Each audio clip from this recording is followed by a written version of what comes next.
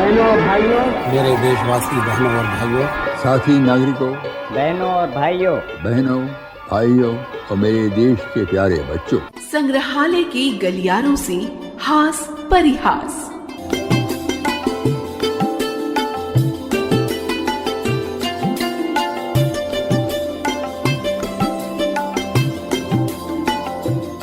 नमस्कार श्रोताओं, गीता में भगवान कृष्ण ने कहा है, तुम कर्म करते जाओ, फल की इच्छा ना करो। इसका आशय बहुत गूढ़ है, पर मूढ़ बुद्धि इंसान कब मानता है। फिर भी इस अमृत कलश की कुछ बूंदे आपको भी तृप्त कर देंगी। मसलन इस लेख में एक जगह रचनाकार अखिलेश पात्र के माध्यम से कहते हैं, ये हमेशा याद रखना कि जो आदमी भूल को तूल देता है, उसके जीवन में फूल नहीं महकते, शूल ही कर सकते हैं। और फिर कहते हैं, सड़क मापने में जो मजा है वो ऐसा है कि ना फीस ना तोल मोल, पर मनोरंजन ऐसा कि दिल बाग बाग और पाठ ऐसा कि गांठ बांध। दोस्तों, इसीलिए कहते हैं कि शब्द ब्रह्म हैं, असर कर जाएं तो उनका प्रभाव जीवन की धारा बदल देता है। आइए सुनते हैं हास्य लेख, इसमें भी मजा है लेख सुनने में, इसमें भी मजा है सड़क मापने में। घंटाघर के पास से मैं गुजरा तो अपने खिलाड़ी दोस्त प्रेम पंडित मिल गए और बगलगीर होकर मुझसे बोले, कहिए कहिए, आज किधर के दौरे पर हैं? इस वक्त किस इरादे में घर से निकल पड़े? कोई खास प्रोग्राम है या बस यूं ही सड़क नापने का इरादा है? मैंने कहा, मित्र, बात यह है कि अपना ना तो इस समय किसी से कोई वादा है और ना ही कोई इरादा है। बस यूं ही तफरीह करने निकल पड़े हैं घर से कि चलो थोड़ी देर सड़क नापने के ही मजे लूटें। तफरीह और आप गनीमत है, आज आपकी जुबान से तफरीह का शब्द तो सुना, नहीं तो आप जैसे शुद्ध शाकाहारी इंसान का इस मांसाहारी शब्द से क्या वास्ता। मगर छोड़िए वास्ता का रास्ता, अरे ये बताइए कि सड़क नापने में भी कोई मजा तफरीह है? मैं कुछ कहने वाला था कि फड़फड़ की आवाज कानों में आ पड़ी।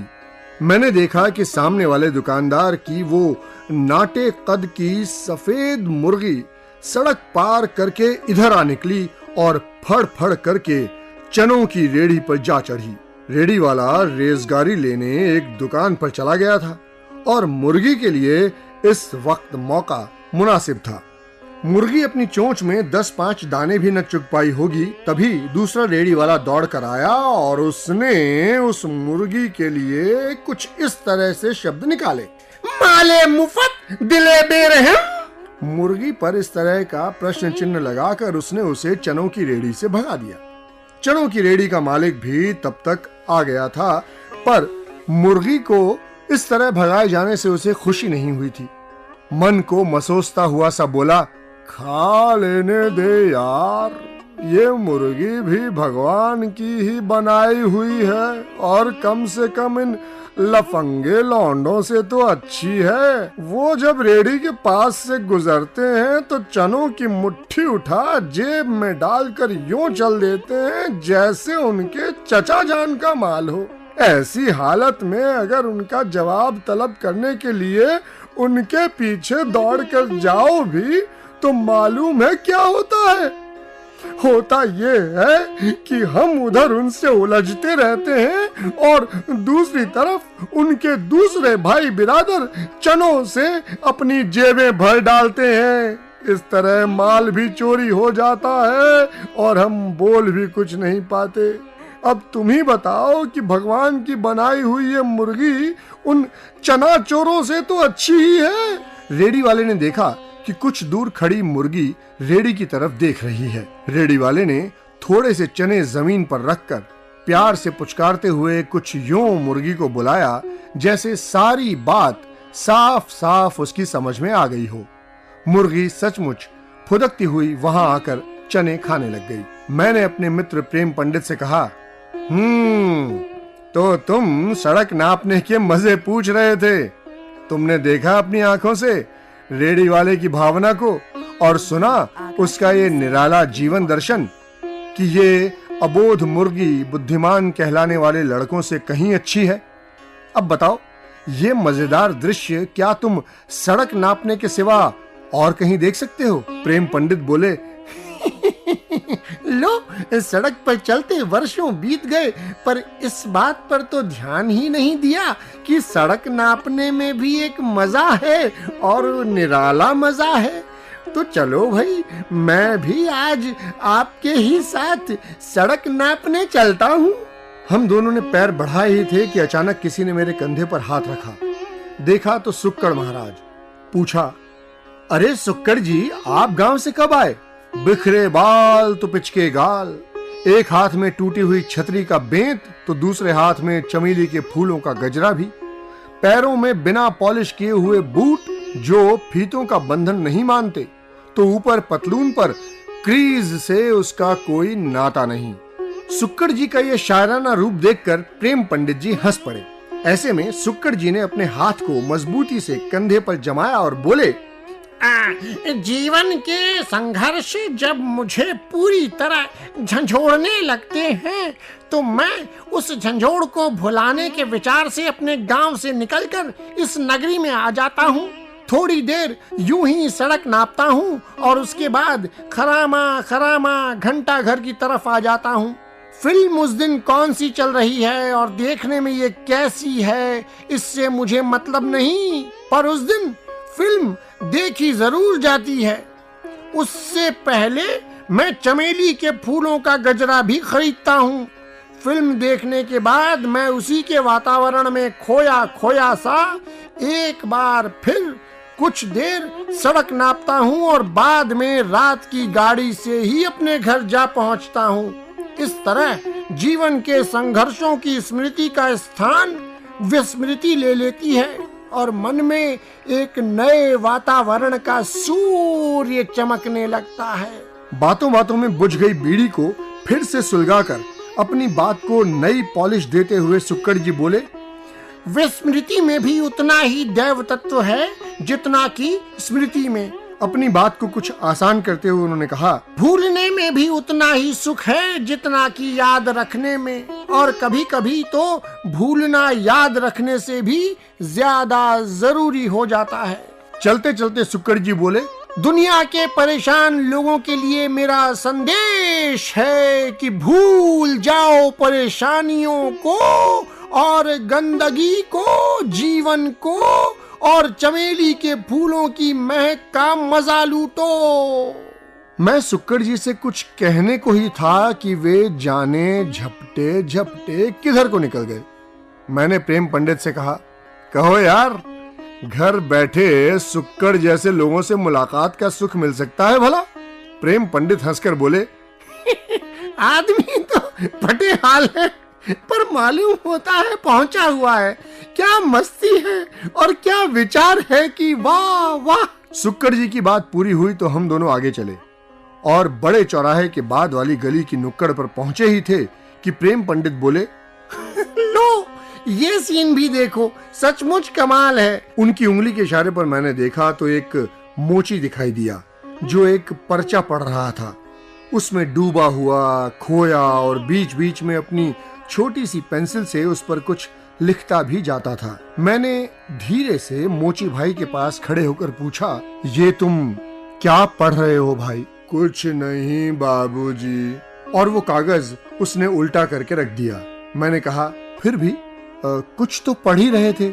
सकुचाकर वो बोला, बाबूजी, कुछ बरस पहले इसी महीने में दुश्मन देश ने हमारे देश पर चढ़ाई की थी, तो मैंने भी कुछ हरूफ जोड़े थे। कल जलसे में वो सारी बातें सुनी तो याद आ गया और वही पर्चा देख रहा था। मैंने कहा, जरा देखूं क्या जोड़ रखा है तुमने? पढ़कर मन मुग्ध हो गया, क्योंकि मुझे लगा कि किसी दुश्मन देश के आक्रमण का ये सर्वांगपूर्ण चित्रण है। मैंने प्रेम पंडित को वो कविता पढ़कर सुनाई और कहा, कहो जी, ऐसी कविता और कहाँ पढ़ने को मिल सकती है सिवा सड़क नापने के? हमने उस मोची की बहुत तारीफ की और आगे चल पड़े।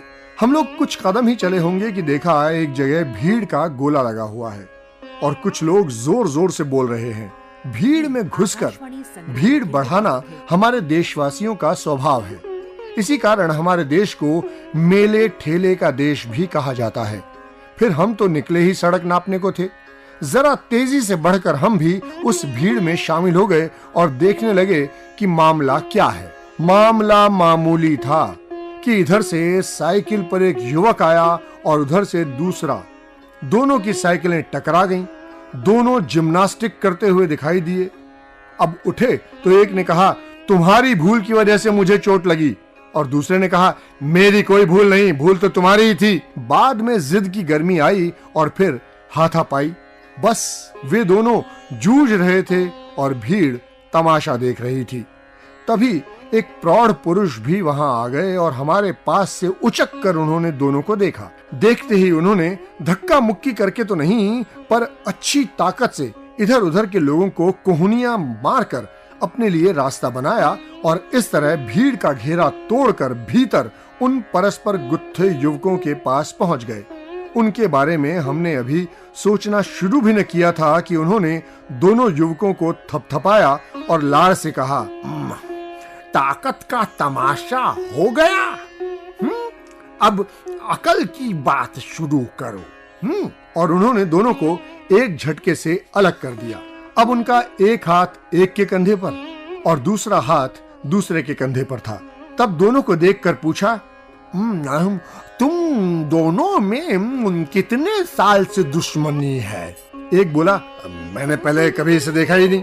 दूसरे ने भी सिर हिलाकर उसका समर्थन किया। तब उन सज्जन ने पूछा, तुम दोनों के पिताओं में कभी मुकदमेबाजी हुई? दोनों ने गर्दन हिलाई, ना में, जरा जरा रूखे चेहरे के साथ।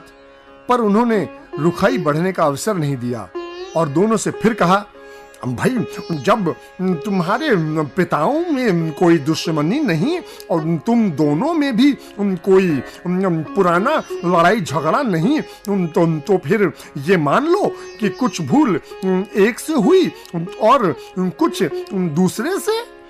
एक बच नहीं सका, दूसरा बचा नहीं सका और दोनों टकरा गए। इसमें लड़ाई झगड़े की क्या बात है?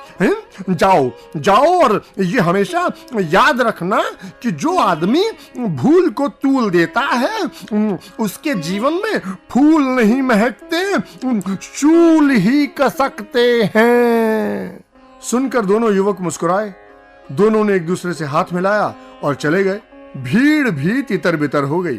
प्रेम कवि बोले, यार, ये रेडी वाला सुक्कड़ महाराज और मोची कवि तो थे ही कमाल, लेकिन सार्वजनिक पंच सबसे ही निराले रहे।